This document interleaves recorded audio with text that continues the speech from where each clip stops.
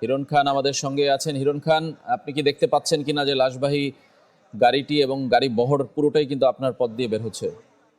মুহূর্ত পর্যন্ত আপনাদেরকে ইতিমধ্যে আমরা দেখছি যে গাড়ি বহরকে কিন্তু দেখা যাচ্ছে এবং পেছনে স্রোতের মতো মানুষ কিন্তু আসার চেষ্টা করছেন।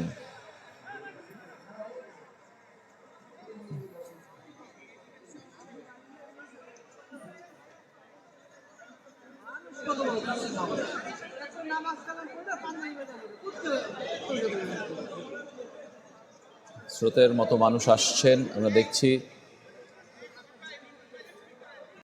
আপনি দেখতে পাচ্ছেন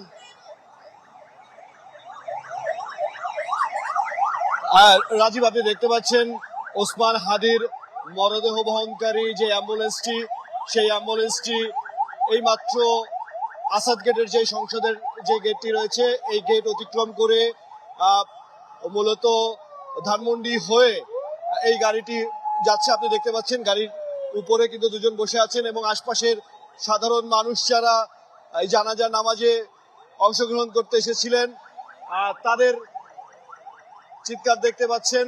আপনি দেখতে পাচ্ছেন যে পুলিশের গাড়িতে সাধারণ মানুষ উঠছে এবং দেখতে পাচ্ছেন যে